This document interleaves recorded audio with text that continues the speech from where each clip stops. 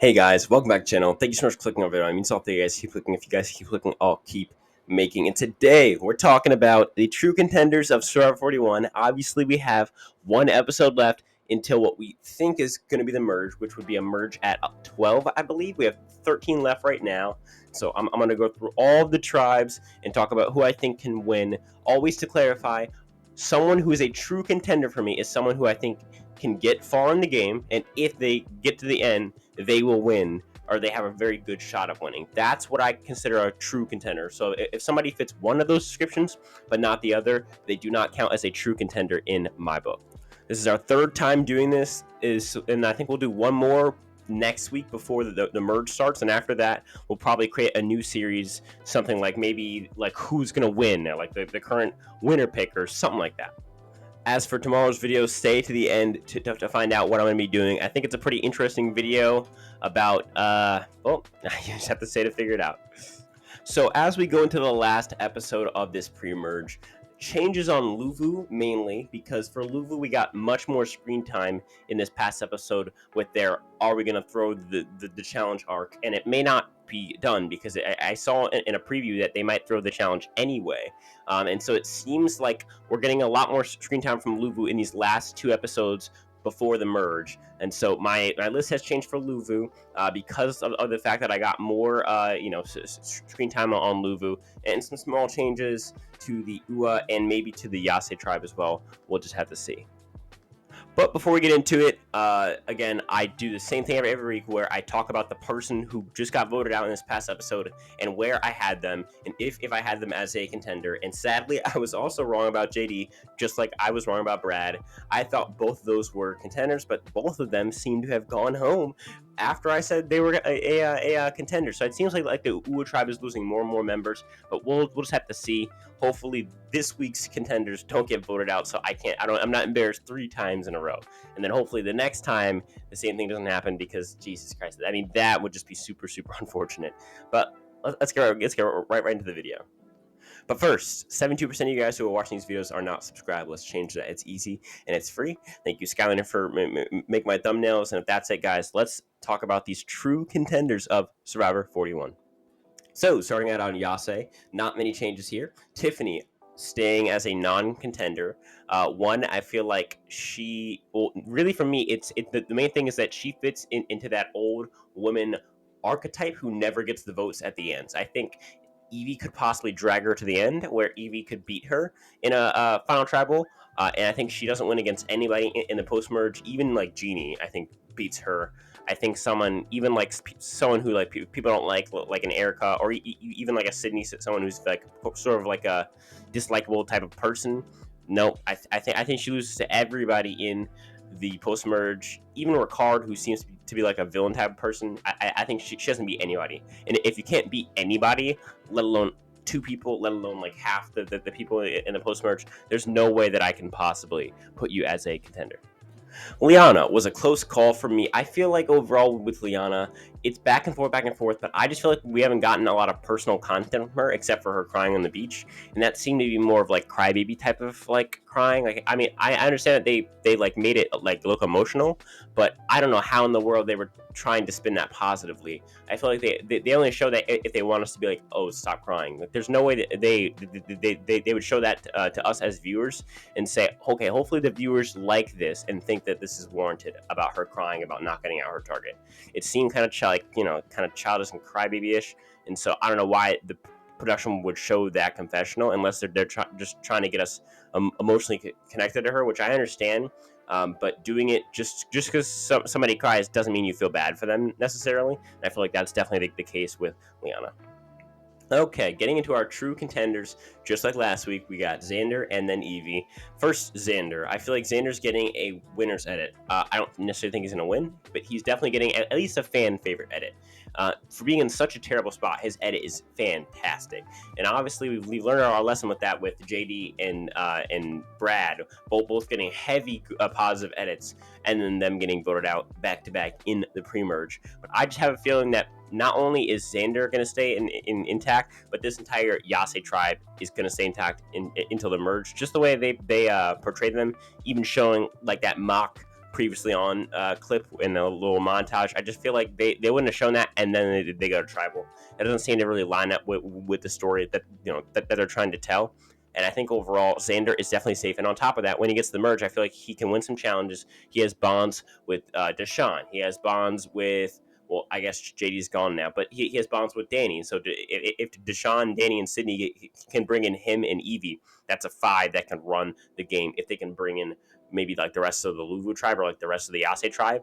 And in fact, yeah, I think if the Yase tribe can join forces with Sydney, Deshaun, and Danny, I think they could run the post merge, because then that's 7 in a group of 12 at the merge. So I do think that overall there are some really inter-tribe dynamics that I feel like Xander's on the good side of, and if that's the case, I think Xander set it perfectly. And obviously, I think Xander beats most people at the end. I think his only issue is his age, which I think he's shown to overcome as a Survivor player overall.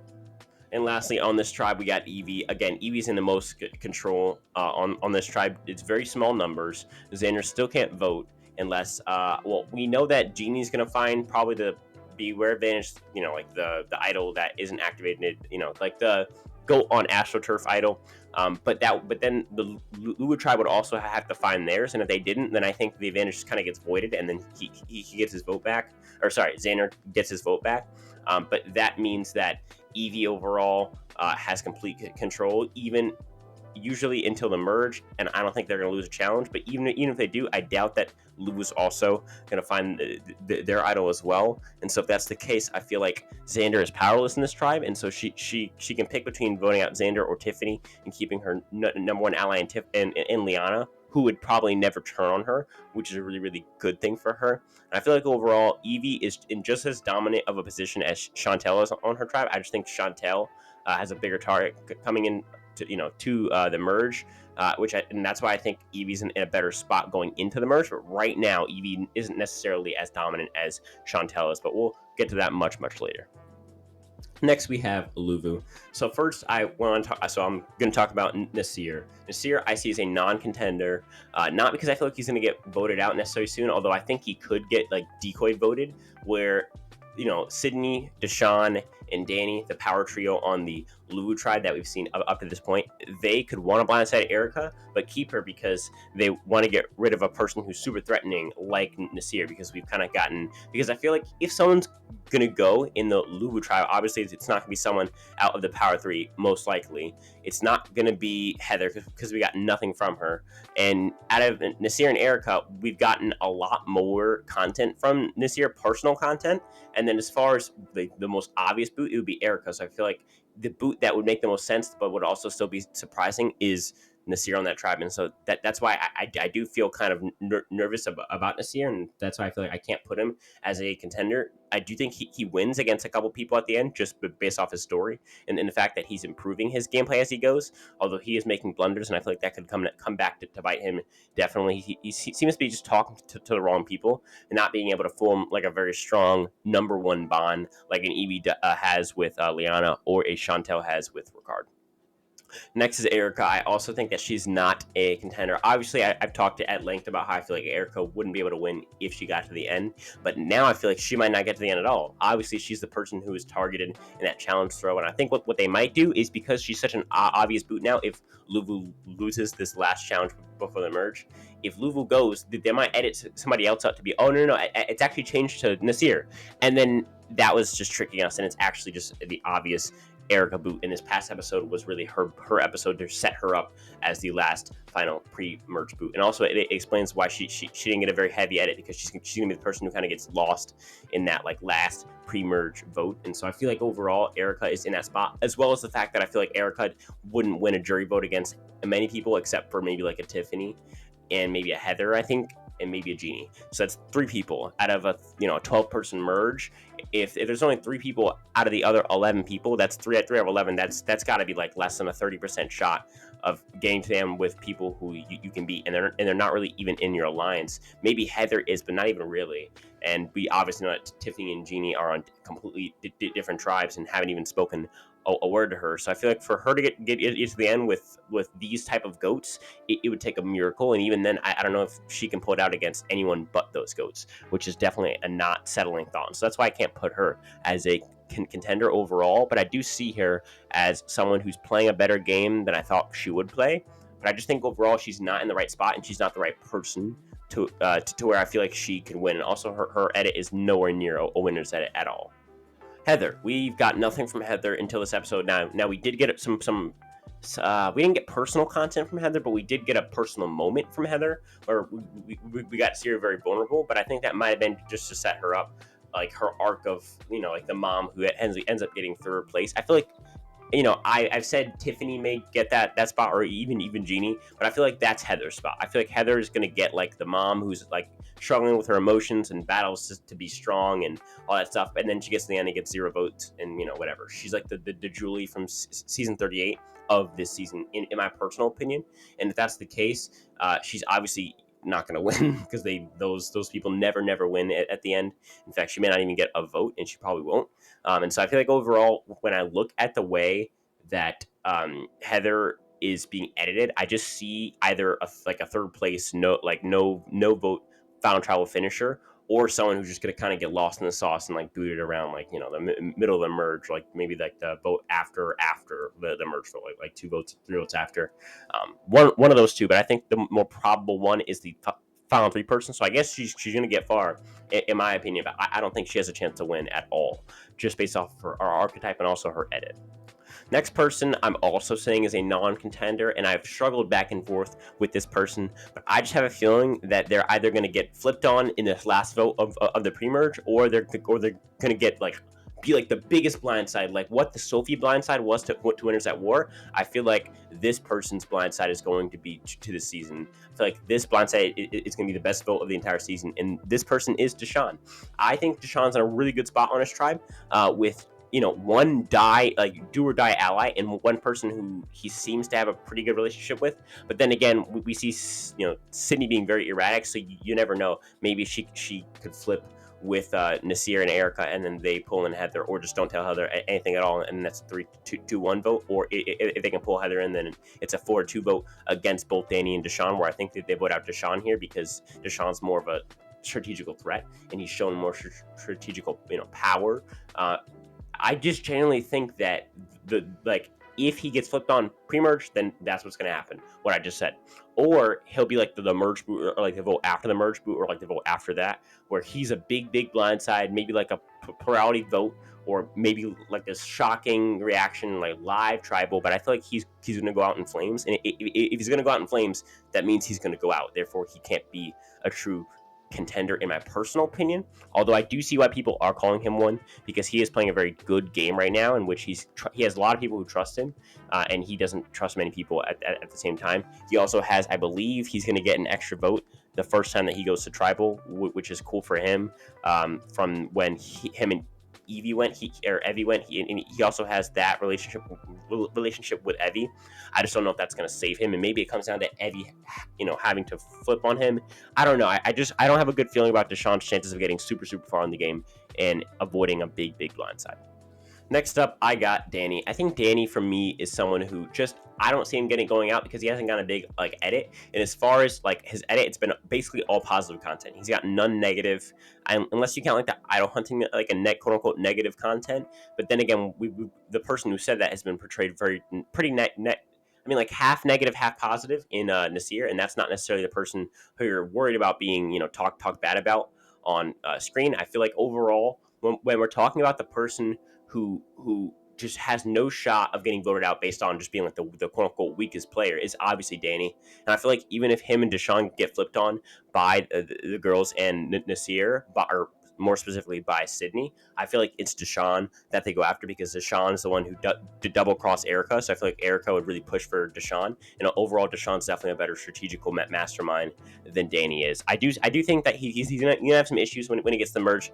getting targeted for his physical prowess. But if he can play like a Jeremy type of game where he lines up a bunch of allies so that he has people who will vote with him and who don't care that he's a threat because they just want to be with him and see him as a very loyal ally, and it doesn't matter how, like if a few people are saying he's a threat because the other 9 people at the merge are like, no, he's fine, he's my ally, he's my guy.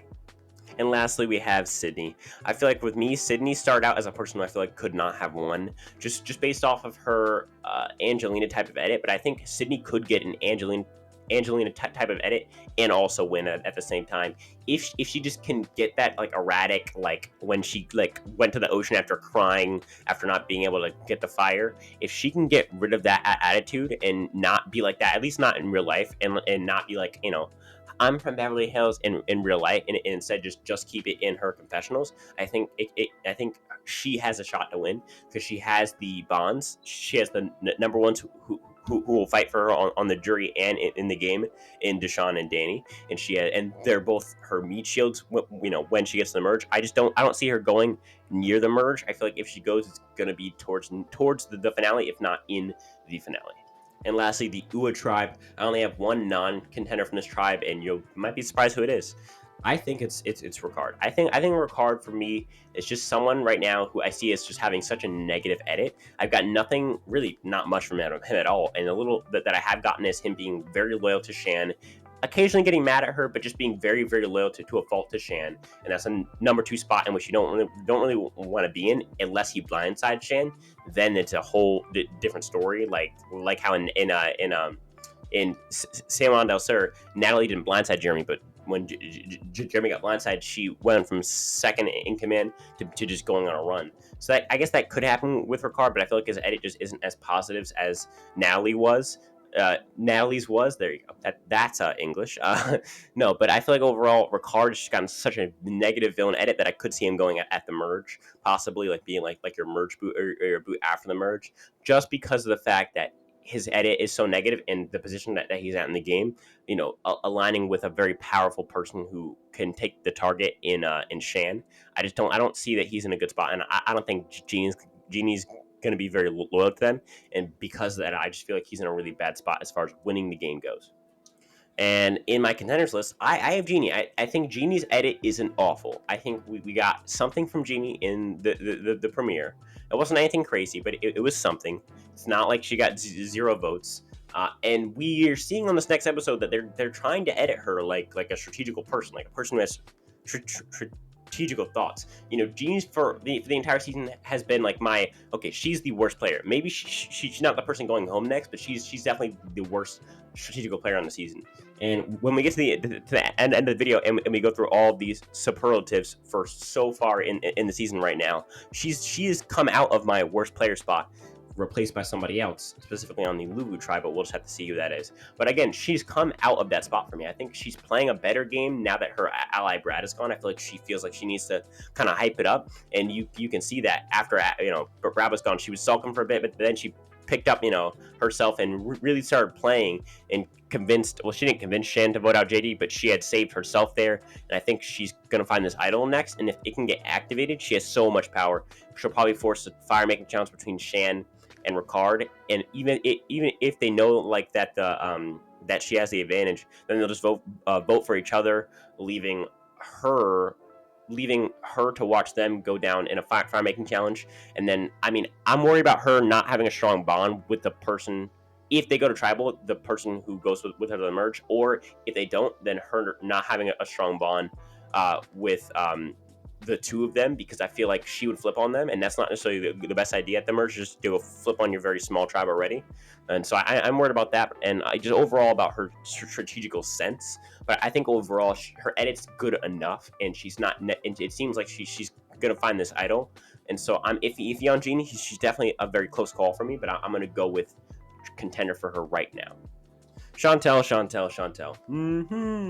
or whatever her humming is. I love it. I think Chantel's in the most powerful spot right now in the game where she is right now. Now, when she gets to the merge, that's a whole different question. I think Chantel's probably going to go out at the merge again, also in a pretty big boot. I don't know if she's going to be able to integrate herself. I feel like the Luvu and Yase tribe has more ties between Xander, having a ties with Danny from the tribe from that first one, and then also Evie and really more importantly Evie and Deshawn's bond. I feel like you have several connections there. Now, obviously, you also have Heather and Sydney not liking each other, but but then again, much. Heather's not really like a power player on that tribe. Or sorry, it's not Heather. It's Tiffany and Sydney not liking each other, but Tiffany isn't very powerful in that tribe, and so I feel like I would see the yellow tribe combining with the blue tribe quicker than I'd see the green tribe combining with either tribe, and that leaves the green tribe in a really tough spot.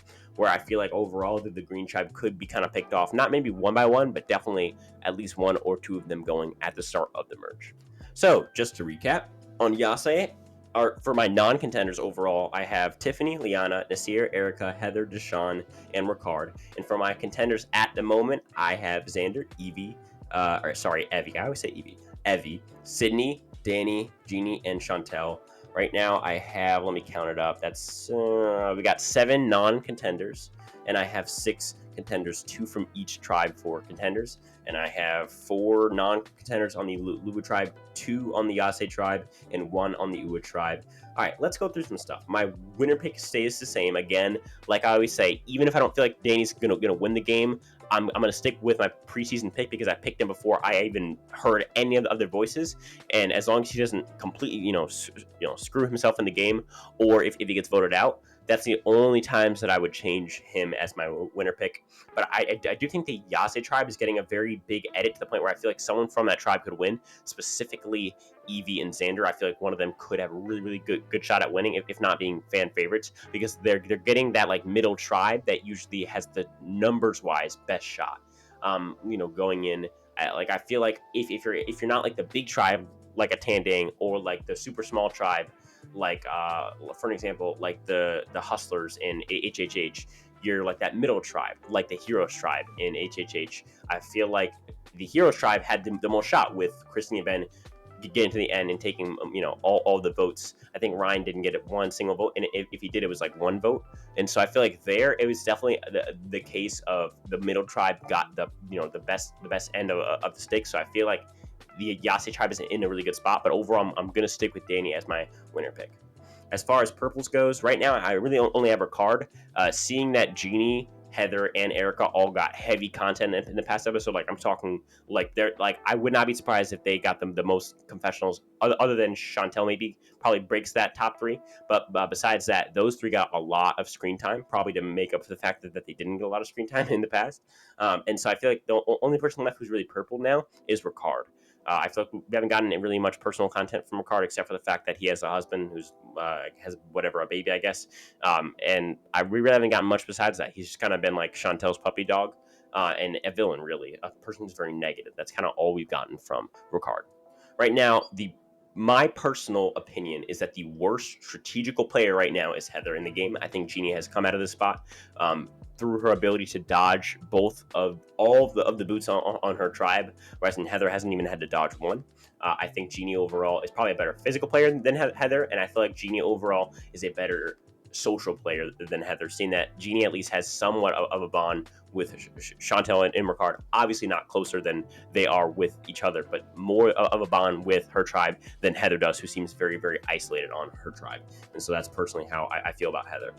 Best player right now strategically and best position player overall, I feel like is between Sydney and Shan. I'm going to go with Sydney just for difference sake. Like I had Shan like the past few weeks, so I'm going to go with Sydney just because her tribe has the most numbers, and also that she seems to be in a great spot. I actually think that they want to go to tribal now before the merge comes, so that they don't have a 6-person tribe, because then the other 2 tribes might just align together and get their 6-person tribe out. So if they can go down to 5, then if they can pick up like the Uwas, for example, that they can take out the Yases, or if they stick with the Yases, then after the Uwas are gone, they can then pick off the Yases. And so it's a very interesting spot that this tribe is in. I just wonder how the Luvu tribe is overall going to end up. But for me, I have 2 Luvus, both in the worst and in the best positions in the game so far.